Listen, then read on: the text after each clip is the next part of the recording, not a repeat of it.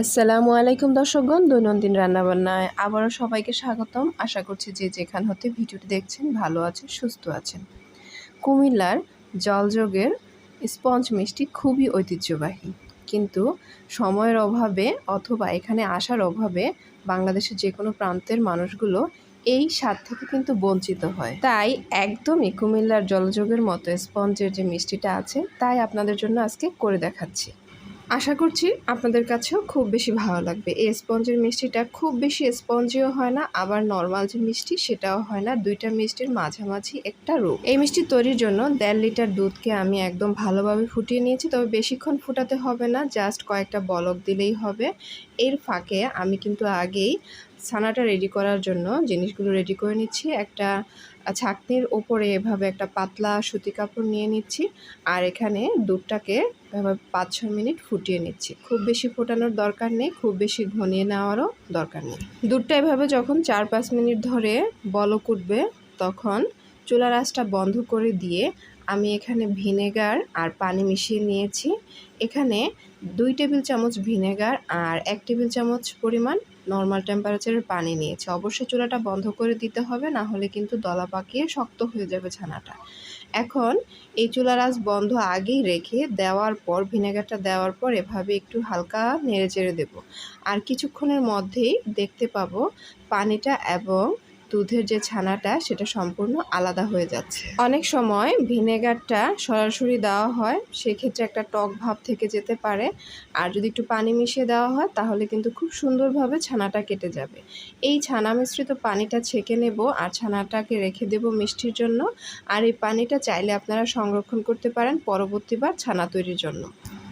এই যে দেখুন, খুব বেশিক্ষণ কিন্তু রাখবো না, জাস্ট আধা মিনিট এভাবে একটু নাড়াচাড়ার ফলে যখন দেখবে এরকম বড় বড় দানার সৃষ্টি হয়েছে তখন একটা স্টুলা বা চামচের সাহায্যে উঠিয়ে নিচ্ছি। ছাঁকনির সাহায্যে উঠিয়ে ওই আগের ছাঁকনিটাতে পাতলা কাপড়ের ওপর এভাবে সবটা নিয়ে নিচ্ছি। এখন স্বাভাবিক টেম্পারেচারের খাবার পানি দিয়ে উপর থেকে একটু ছানাটাকে ধুয়ে নিচ্ছি, এতে করে যে গন্ধটা আর টকটক ভাবটা সেটা কিন্তু কেটে যাবে। একটু এভাবে নেড়ে চেড়ে ছানাটাকে এই পুঁটলির মধ্যে ভালোভাবে একটু মরিয়ে হালকাভাবে একটু বেঁধে এখন ঝুলিয়ে দিচ্ছি আধা ঘন্টার জন্য। ধোয়া এই ছানাটাকে উঠিয়ে ছানার গায়ে একটু হালকাভাবে চাপ দিয়ে বাড়তি পানিটা ফেলে দিতে হবে। খুব বেশি চাপ দেওয়ার দরকার নেই। ঠিক আধা ঘন্টা সময় ধরে এভাবে কোনো একটা জায়গায় শূন্য স্থানে এভাবে ঝুলিয়ে রাখতে হবে, এতে করে বাড়তি যে পানিটা আছে ভেতরে সেটা টপ করে ফোঁটা ফোঁটা করে ঝরে পড়বে। অনেক সময় আমরা হাতের সাহায্যে ভেতরের পানিটাকে অতি তাড়াতাড়ি এভাবে চেপে চেপে নিংড়িয়ে ফেলার চেষ্টা করি, সেক্ষেত্রে কিন্তু ছানাটা বেশি হার্ড হয়ে যাবে। এই যে অবশিষ্ট পানিটা রেখে দিলাম। ফাইনালি আধা ঘন্টা পর আমি ফিরে আসলাম। ফিরে এসে ছানার কাঠামোটা ঠিক এই রকম পেলাম। এই যে দেখতেই পাচ্ছেন, খুব বেশি হার্ড না, আবার খুব বেশি সফটও না, খুব সুন্দর একটা ছানার শেপ এসেছে। এখন একটা চ্যাপ্টা থালের মধ্যে নিয়ে এগুলোকে অনবরত হাতের তালু দিয়ে প্রায় 7-8 মিনিট এভাবে আমি হাত দিয়ে চটকে নিচ্ছি। একটু চেপে চেপেই চাপতে হবে, যত বেশি চাপা হবে তত বেশি মসৃণতা আসবে।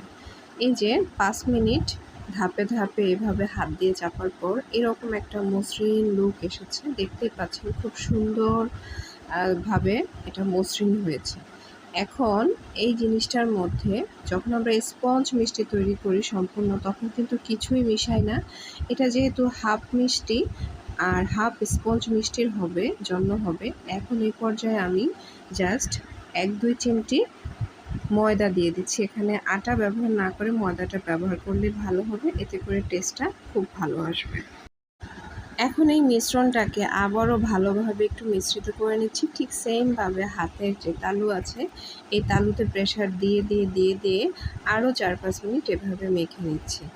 এখন ফাইনালি দেখুন, এখনও কিন্তু আরেকটু দেওয়া যাবে, আরও 1 চিমটি ময়দা দিয়ে দিচ্ছি। এখানে 2 চা চামচের মতো হবে সর্বসাকুল্যে, এর বেশি কিন্তু কোনোভাবেই হবে না। আমি 1.5 কেজির জন্য এখানে প্রায় 15-20টা মিষ্টি বানাবো, তার জন্য 2 চা চামচ দিয়েছি। আর দেখতেই পাচ্ছেন 1 চিমটিরও কম এখানে একটু বেকিং পাউডার দিয়ে দিয়েছি। বেকিং সোডা না, এটা হচ্ছে বেকিং পাউডার। এখন আমি শেপটা দেওয়ার আগে এখানে আমি একটা শিরা তৈরি করে নিচ্ছি। আমি 1.5 কাপ পরিমাণ চিনি নিয়ে আমি এখানে 5 কাপ পরিমাণ নর্মাল টেম্পারেচারের পানি দিয়েছি। এখানে অফ ক্যামেরায় সব জিনিসগুলো দিয়েছিলাম, সবগুলো কিন্তু এখানে ভিডিও করা হয়নি। জাস্ট 1.5 কাপ চিনি আর ওই কাপে 5 কাপ পানি। এখন চুলার হিটটা মিডিয়াম লো দিয়ে এগুলোকে আমি শিরাটা রেডি করে নিচ্ছি আর শিরাটা ফুটতে শুরু করবে। এই ফাঁকে দিয়ে এভাবে ছোট ছোট শেপ করে স্ট্যান্ডার্ড শেপে আমি প্রায় 15টির মতো মিষ্টি করে নিয়েছি। 2-1টি করলেই কিন্তু শেপটা সুন্দর হয়ে আসবে।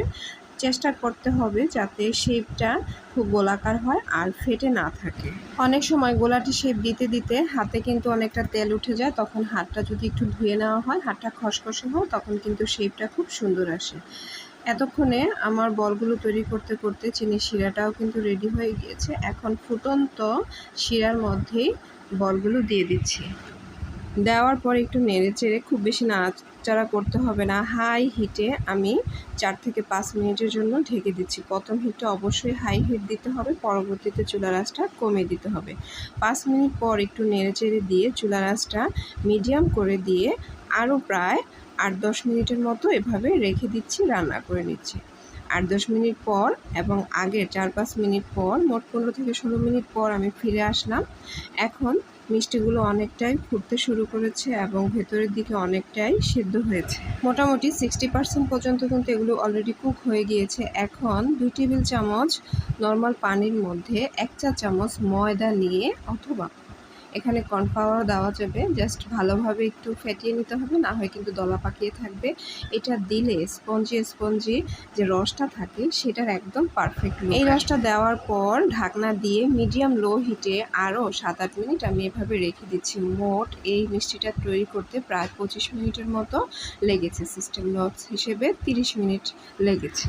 ফাইনালি আমি প্রায় 25 মিনিট পর এভাবে ফিরে আসলাম। রসটা কিন্তু দেখতেই পাচ্ছেন এরকম ঘনত্ব আর এরকম একটা কালার হবে, এবং মিষ্টিগুলোও কিন্তু দেখতে পাচ্ছেন অলরেডি পানির মধ্যে ডুবতে শুরু করেছে, তার মানে মিষ্টিগুলো হয়ে গিয়েছে। লাস্ট 1 মিনিট আমি একটু ফুল হিটে দিয়ে দিয়েছিলাম, এটাই কিন্তু শেষ। এরপর চুলাটা অফ করে দিলাম। 5-6 ঘন্টা এভাবে এই রসের মধ্যেই কিন্তু এগুলোকে ডুবিয়ে রাখলাম। 5-6 ঘন্টা পর আমি রাতে বানিয়েছিলাম, সকালবেলা এরকম একটা লুক এসেছে। দেখতেই পাচ্ছেন, আমি কেটে দেখাচ্ছি, এতটা সুন্দর হয়েছে। এই মিষ্টিটা ভেতর থেকে এত মোলায়েম, কিন্তু আবার কচকচেও না, আবার নর্মাল মিষ্টির মতো হার্ড ছোবাও না। এটা মুখে দেওয়ার সাথে আপনি অন্য জগতে হারিয়ে যাবেন। তাহলে দর্শকগণ, আপনারাও কিন্তু কুমিল্লার জলযোগের এই স্পঞ্জি মিষ্টিটা তৈরি করে নিতে পারেন। আর আমার ভিডিওটি ভালো লেগে থাকলে চ্যানেলটি সাবস্ক্রাইব করবেন, ভিডিওটিতে লাইক কমেন্ট শেয়ার করবেন। ধন্যবাদ।